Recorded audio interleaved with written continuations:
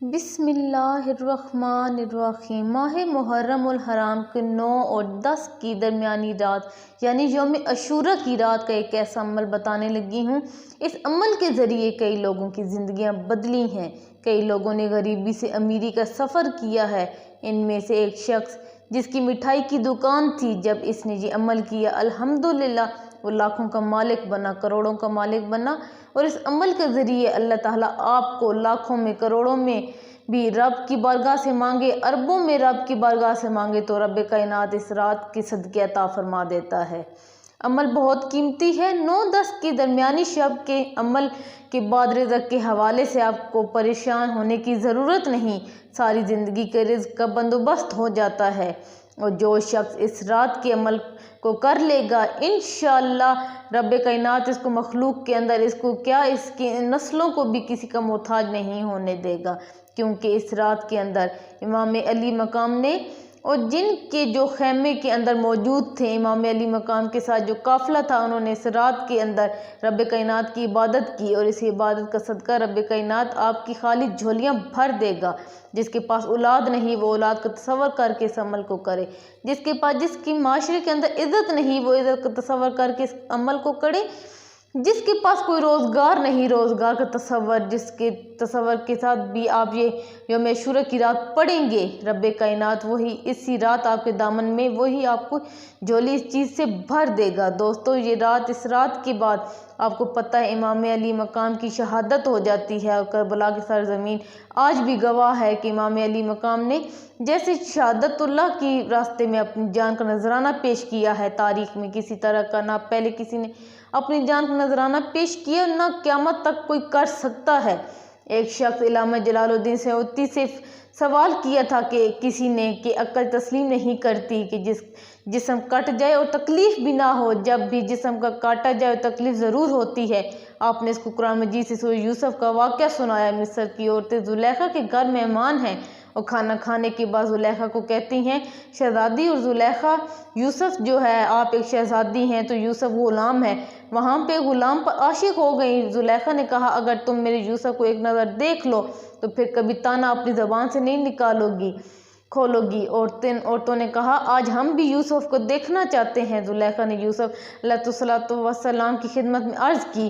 یوسف علیہ السلام تشریف لائے۔ جب ان کی نگاہ یوسف کے چہرے پر پڑی تو قرآن نے اس کو بیان کیا۔ جب عورتوں نے یوسف کو دیکھا اس کی بڑائی میں بولنے لگیں اور اپنے ہاتھ کاٹنے لگیں اور بولی اللہ کو پاکی ہے، یہ تو جنس نہیں، یہ تو انسان نہیں، یہ تو بشر نہیں، یہ نہیں لگتا کہ یہ مبشر ہے، یہ تو کوئی معزز فرشتہ ہی لگتا ہے، اس کا حسن و جمال ہی ایسا تھا۔ تو جب مصر کی عورتیں یوسف کا حسن دیکھیں تو اس کے حسن کے اندر ایسے گم ہو جائیں کہ اپنے ہاتھوں کی انگلیاں کاٹ لیں، ان کو خبر نہ ہو۔ تو جب جو شہید ہوتا ہے وہ شہادت کے وقت اللہ کے جلوے دیکھ رہا ہوتا ہے، تو جو اللہ کے جلوے دیکھنا ہو اس کو تکلیف کیسے ہو سکتی ہے؟ اور اسی لیے امام علی مقام نے اس کربلا کی سرزمین پر اپنا تن من سب کچھ قربان کر دیا تھا۔ دوستو یہ رات رب کی بارگاہ سے مانگنے کی رات ہے۔ جو کچھ بھی آپ امام حسین کا صدقہ مانگیں گے رب کائنات خالی جھولیاں بھر دے گا۔ نہایت قیمتی عمل ہے۔ جو کچھ بتا رہی ہوں اس پر عمل کر کے آپ نے ضرور اس وظیفے کو کرنا ہے۔ اس قیمتی عمل کو جاننے کے لیے ایک بات ہمیشہ کہتی ہوں، ویڈیو کو اول سے آخر تک دیکھیں گے تو اجازت ہوتی ہے، اسکپ کر کے دیکھیں گے تو پھر آپ کسی بھی جگہ پر غلطی کریں گے، کیونکہ کچھ چیزیں شروع میں بتائی ہوتی ہیں، کچھ چیزیں درمیان میں ہوتی ہیں، کچھ آخر میں ہوتی ہیں اور کچھ واقعہ بھی بتاتی ہوں۔ کوئی شوق و ذوق رکھتے ہیں تو آپ تھوڑا سا ٹائم نکال کر اس قیمتی عمل کو سمجھ لیں، مکمل سن لیں، تاکہ آپ اس سے مکمل فائدہ حاصل کریں اور آپ بھی انشاءاللہ رزق کے حوالے سے چھوڑ دیں۔ آپ کو میں بتا دوں وہ شخص جس نے اس عمل کو کیا تھا وہ کہنے لگا کہ یہ وظیفہ کرنے کا طریقہ بھی بتا رہی ہوں کہ عشاء کی نماز کے بعد باوضو حالت وضو میں آپ نے یہ عمل کرنا ہے۔ یہ وظیفہ آپ نے عشاء کی نماز کو پڑھنے کے بعد کرنا ہے۔ وظیفہ پڑھنے کے دوران کسی بھی قسم کی کسی کے ساتھ کوئی گفتگو نہیں کرنی، یہ وظیفے کے لیے شرط ہے۔ اس پر عمل آپ نے ضرور کرنا ہے۔ یہ شخص جو تو یوٹیوبر ٹیک سنگھ میں اس کی ایک دکان تھی مٹھائی کی، اور بڑی کوششوں کو بار بار گھاٹا پڑ جاتا، بڑا پریشان حال تھا، اور اس کو جب یہ वजीफ़ा बताया गया। इसके बाद इसने हाथ उठा कर अल्हम्दुलिल्लाह आज तक इसकी नस्लें भी दुआएं देती हैं। वो कहते हैं कि जब से हमारा वालिद दुनिया से चला भी गया है, लेकिन कभी भी हमें किसी से मांगने की ज़रूरत नहीं पड़ी।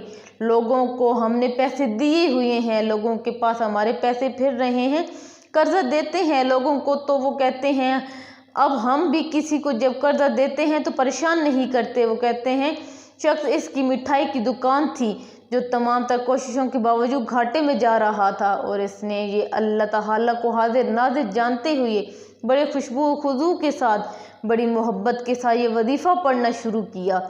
और जब ये वजीफ़ा पढ़ा तो फ़ौरन कारोबारी हालात इसके बदलना शुरू हो गए। यहाँ पर रोज़ 5 गाहक आते थे, वहाँ 10 आने शुरू हो गई, और 10, 20, 30 हालत यूँ बदली कि इसको पता ही नहीं चला। वो फिर कहने लगा कि इसके बाद अपने कारोबार को इतना वसी किया, इतना वसी पैमाने कारोबार को इतना वसी किया कि आज तक वो कारोबार होता चला जा रहा है, कभी भी किसी भी जगह नुकसान नहीं हुआ। और हालात आपके भी ऐसे ही बदलेंगे। आपका कोई भी कारोबार है, इंशाअल्लाह इसमें रब कायनात आपको इतनी बरकत देगा, इतनी दौलत देगा कि आप परेशान होना छोड़ देंगे। और अल्लाह ताला की बारगाह में आपने ये बात एक ज़हन में रखिएगा, जब भी रिज़्क़ बढ़ना शुरू हो जाए इस अमल के बाद आप इसमें अल्लाह के रास्ते में ज़रूर खर्च किया करें और अल्लाह ताला का हिस्सा निकाला करें। और जो चीज़ दस्तरखान के ऊपर आप गिराएं या आपके बच्चे गिराएं, वो भी अगर आप खाने वाली हो तो उठाकर ज़रूर खाया करें। ये आपने ज़रूर इस बात पर अमल करना है, और इसके साथ इस अमल को आपने इस नीयत के साथ करना है कि अल्लाह ताला मेरे रिज़्क़ में, मेरे वसअत पैदा फरमाए, और मुझे ज़िंदगी भर सदका इस रात का सदका शदाए करबला का, जिन्होंने इस रात यौम अशूरा की रात में इबादत की, इस रात का सदका रब कायनात मेरी भी ये इबादत कबूल फरमा कर मुझे इसका अजर अता फरमाइए, और ऐसा अजर अता फरमाइए जो क़यामत तक ख़त्म ना हो। ये जब आप अल्फाज कह देंगे, इंशाअल्लाह आपके घर से रिज़्क़ कभी ख़त्म नहीं होगा, और इतना रिज़्क़ आएगा कि आपको आपसे संभालना मुश्किल हो जाएगा। और मैं आपको बता दूं, आप जो यौम अशूरा के दिन, और इंशाअल्लाह ताला इस अमल को पूरा फ़ायदा भी हासिल होगा, क्योंकि हम हौसले नहीं मारते। अल्हम्दुलिल्लाह हम कुरान और हदीस के मुताबिक आपको ये वजीफ़ा कराएंगे। ये सूरतुल अंबिया की एक आयत है, इसको आपने इस तरतीब के साथ पढ़ना है कि इसके अव्वल और आखिर आपने 100 मरतबा, यानी कि एक तस्बीह दुरूद पाक की पढ़नी है। दुरूद पाक जो भी आपको दुरूद पाक आता है सल्लल्लाहु अलैहि वसल्लम, ये दुरूद पाक पढ़ लें। जो आपको आता है सल्लल्लाहु अलैहि वसल्लम, ये सबसे छोटा दुरूद पाक होता है। 100 तस्बीह, यानी कि 100 बार आपने शुरू में पढ़ना है, 100 बार आखिर में पढ़ना है।